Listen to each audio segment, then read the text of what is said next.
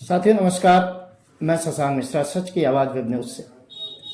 आज हम बैठे हुए हैं कार्यालय पर और आज हम पॉडकास्ट कर रहे हैं। हमारे साथ में मौजूद हैं हमारे खास मेहमान यूपी न्यूज़ 01 से विनोद पाल जी। हमारी आज बातें होंगी उनसे कुछ खास मुद्दों पर और हमारे तीखे सवाल होंगे और इनके तीखे जवाब होंगे। चलिए, आपका बहुत बहुत स्वागत है विनोद जी हमारे स्टूडियो में। बहुत बहुत धन्यवाद। तो सर्वप्रथम तो आपको मैं होली की बधाई देता हूँ। थैंक यू सो होली बीत मच। चुकी है, लेकिन होली की बहुत बहुत बधाई। और होली का जो त्यौहार निपटा है वो बहुत अच्छा निपटा है। जी जी। और साथ साथ में जो रमजान चल रहे थे, एक उत्तर प्रदेश में बड़ी हवा चल रही थी। जो सियासत के गलियारे थे वो जी जी। काफी गर्म थे। जी जी। लोगों ने जो है पूरी कोशिश की हिंदू मुस्लिम के बीच तनाव पैदा करने की, क्योंकि इधर होली थी जो हिंदुओं का मुख्य त्यौहार आता है और इधर उसी दिन जुम्मा था, जुम्मे की नमाज होनी थी। लोगों ने इस पे बहुत बवाल काटा और जो सियासत का बाजार था वो काफी गर्म था। लेकिन इस पर आपकी क्या राय है कि जो ये सियासत का बाजार गर्म हुआ, एक सीईओ की बात पूरी सुनी भी नहीं गई और उस पर काट पीट कर कुछ मीडिया ने भी बहुत सारा नमक मिर्च लगाकर पेश कर दिया। उसके बाद पूरी ये कोशिश रही कि समाज का माहौल, जो सौहार्द का माहौल है, वो बिगड़े। इस पर आपकी क्या राय है?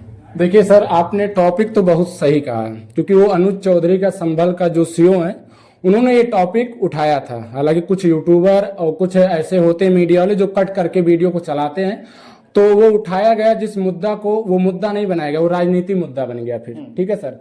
तो उनका कहना का मतलब एक ही था कि जब भी हमारे हिंदुओं को लेकर त्यौहार था, तो ये नहीं गलत है कि मुस्लिम ही गलत है, हिंदू नहीं सही है। भाई देखिए, जब भी त्यौहार पड़ता तो उसमें गलतियां कुछ हिंदुओं का रहता, कुछ मुस्लिम का भी रहता। ठीक है।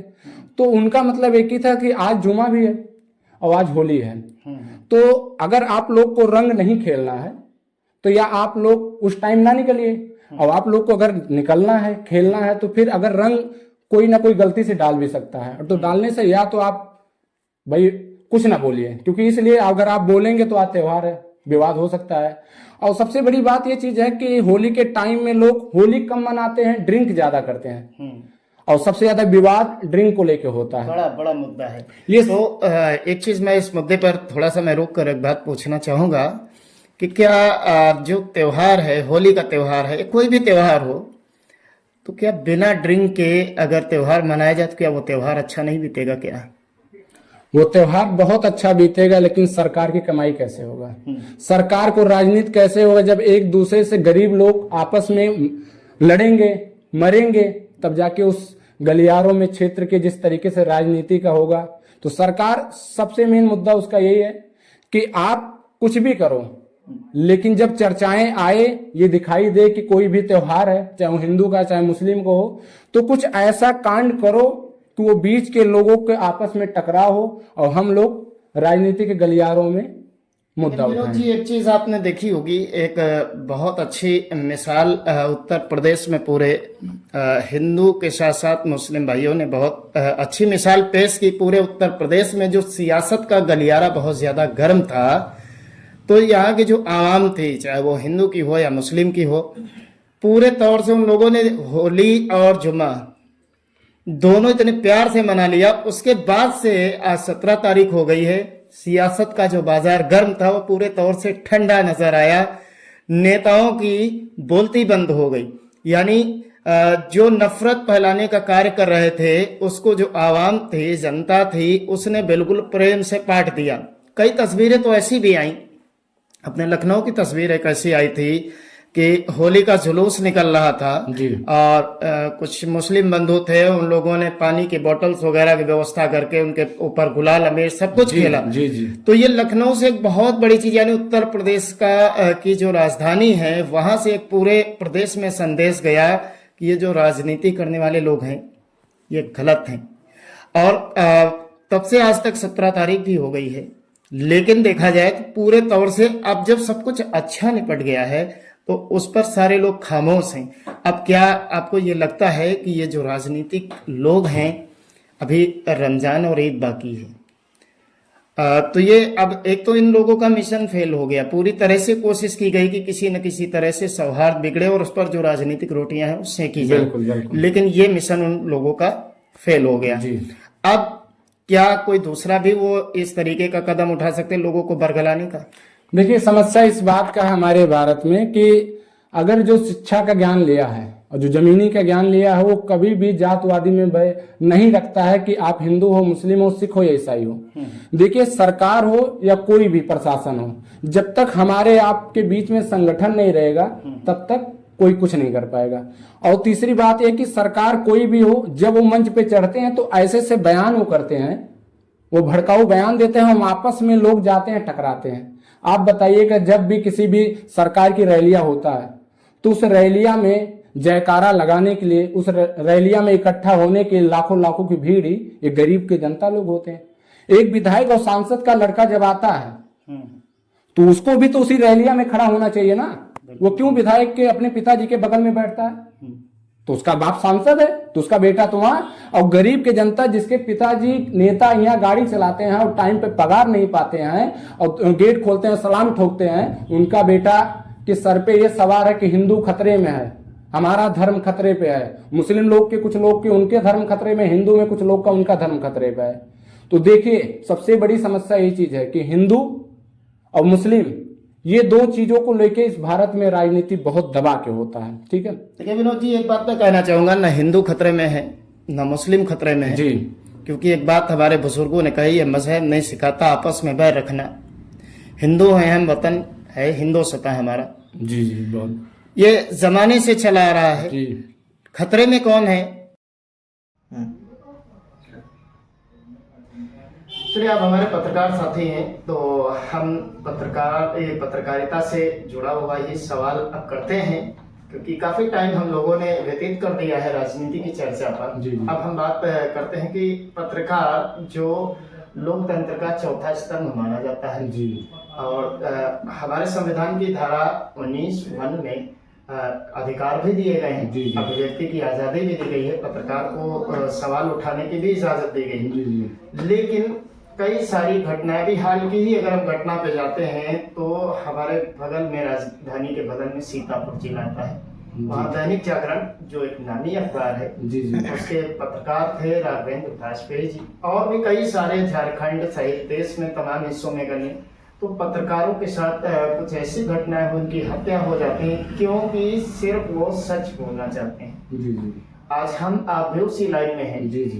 तो क्या पत्रकारों के सामने एक बड़ी चुनौती है जी जी। कि अगर वो सच बोल रहे हैं तो उनकी जान को खतरा हो रहा है, जी। सच नहीं बोल रहे हैं तो उनकी जो निष्पक्ष पत्रकारिता है उस पर सवालिया निशान लग रहे हैं। बिल्कुल। तो क्या उत्तर प्रदेश में पत्रकार अपने आप को सुरक्षित महसूस करें कि निडर होकर वो जो सच्चाई है उसको समाज के सामने ला सकें, या फिर उनके अंदर आज डर बैठा हुआ है कि हम कोई सच्चाई उसको बोल देंगे तो मेरे साथ कहीं ना कहीं अनहोनी हो सकती है?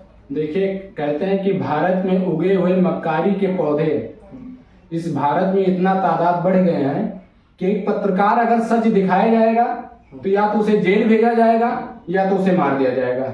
सच्चाई की लड़ाई पे लड़ते हैं और जब भी हम जाते हैं किसी भी घटना को कवरेज करने के लिए तो घर से आशीर्वाद लेके जाते हैं, तो मम्मी को बोल के जाते हैं कि हम लौटेंगे कि नहीं लौटेंगे ये मुझे नहीं पता है, भगवान साथ देंगे तो लौटेंगे, नहीं ये सरकार और सरकार का पुलिस प्रशासन और सरकार की व्यवस्थाओं को देखते हुए तो यही सोच के जाते हैं कि लौट आए तो ठीक है, नहीं तो फिर। तो सरकार को क्या इस पर एक्शन लेना चाहिए? जिस तरीके से अभी एक बड़ा सवालिया निशान खड़ा होता है, जो यहाँ पर सीतापुर में घटना हुई, अभी तक उस पर कोई खास कार्रवाई नहीं दिखी। और सबसे बड़ी चीज ये लगी कि जिस न्यूज़पेपर के लिए वो कार्य करता था राघवेंद्र वाजपेयी, जो आज हमारे बीच में नहीं है, उस पेपर के मालिक समेत कोई व्यक्ति अभी तक वहां नहीं पहुंचा। ये अपने आप में एक बड़ा सवाल है कि क्या उनकी जिम्मेदारी नहीं बनती थी कि उनके घर पहुंचकर उनकी संवेदनाएं व्यक्त करते, उनकी न्याय दिलाने की कोशिश करते? इस पर क्या कहेंगे? नामी अखबार की बात है। बिल्कुल, इतने बड़े पत्रकार की अगर इस तरीके से निर्मम घटना अगर हुआ है तो सरकार को इसको निष्पक्ष जांच करवा के और जिन लोगों ने किया है उनको फांसी देने का तो सजा होना ही चाहिए था। लेकिन समस्या इस बात का है कि हम अगर निष्पक्ष दिखाएंगे आपको बार बार ये चीज कहते हैं सर कि अगर आप निष्पक्ष दिखाएंगे तो या मार दिया जाएंगे, क्योंकि ये सरकार में निष्पक्ष आप दिखा ही नहीं सकते हैं। जो सरकार कहेगी वो दिखाइए, और जो यहाँ के माफिया गुंडा है, सोचिए रोड का भ्रष्टाचार, करोड़ों का रोड का भ्रष्टाचार है, हर जगह आप चले जाइए दिखाई देगा, लेकिन जाइए आप कवरेज करके अपने घर पे सही सलामत चले जाइए, आप घर से उठ जाएंगे। भाई इस पे एक्शन तो सरकार को लेना चाहिए, लेकिन समस्या इस बात का है कि मक्कारी की तादाद हमारे उत्तर प्रदेश में बहुत ज्यादा बढ़े हैं कि आप सच्चाई चीज दिखाई नहीं सकते हो। तो अब चलते चलते एक लास्ट सवाल हम आपसे पूछना चाहेंगे कि बहुत सारी हमारे बीच में बातें हुई, लेकिन क्या उत्तर प्रदेश में आने वाले समय में भ्रष्टाचार में सुधार होने की गुंजाइश है, या जिस तरीके से भ्रष्टाचार होता चला आ रहा है ये ऐसे और बढ़ता रहे? देखिए, जब तक हम लोग बताएं आपको राजनीति जातवादी का छोड़ेंगे नहीं, और जब तक राजा को बेटा को राजा बनाने के लिए तैयार रहेंगे तब तक ये भ्रष्टाचार कम नहीं होगा। जब एक गरीब का लड़का अगर वो हकदार है और चुनाव में खड़ा हो रहा, अगर उसको जीत मिलेगा तब भ्रष्टाचार कम होगा। नहीं, राजा का बेटा सांसद है तो बाप विधायक है, और बाप सांसद है तो बेटा विधायक है। मिल्कीपुर का सीट का आप देख लीजिए, समाजवादी के देख लीजिए, हमारे वहां बस्ती जिला के आप देख लीजिए, बेटा विधायक है, रामप्रसाद चौधरी जी सांसद है।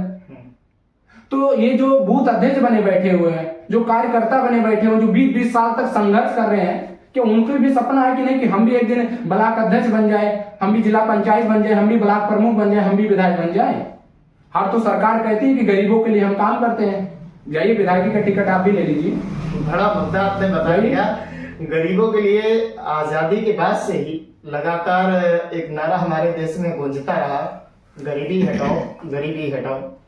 आजादी के 75 साल भी बीत गए, लेकिन गरीबी तो शायद कहीं हटी होगी, गरीब जरूर हट गया होगा, ऐसा है ना? बिल्कुल, ये तो मैंने सवाल भी किया था कि जिस तरीके से रवैया है, गरीबी नहीं हट रहा है, गरीबों को ही हटा दिया जा रहा है। अभी सीएए करके एक नागरिकता मोदी जी ने लागू किया था। हमारे भारत के 3 से 4 देशों के बाहर के लोग आ सकते हैं।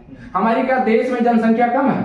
बताइए, जनसंख्या कम हमारे देश में? हमारे देश में विश्व की दूसरी सबसे बड़ी जनसंख्या है, बड़ी प्रगति कर ली है। भूल रहे हैं पहला बनने जा रहा है, अभी हुआ नहीं है। हाँ, लेकिन होने वाला है। अच्छा, इसमें बताइए, जनसंख्या अगर ज्यादा बढ़ेगा तो गरीबों की गरीबी हटेगा, गरीबी मिटेगा, कि गरीब हटेंगे, कि किसका इसमें फायदा है? आप बताइए, किस लोग का फायदा है? इसमें तो फायदा राजनीतिक लोगों का ही है, जो जनसंख्या बढ़वाएगा और जो दूसरे देशों से यहाँ पर लेके आएगा, और उसको जो है अपनी वोटें दिखाई देती हैं, यानी वोट बैंक की राजनीति इसको कह सकते हैं।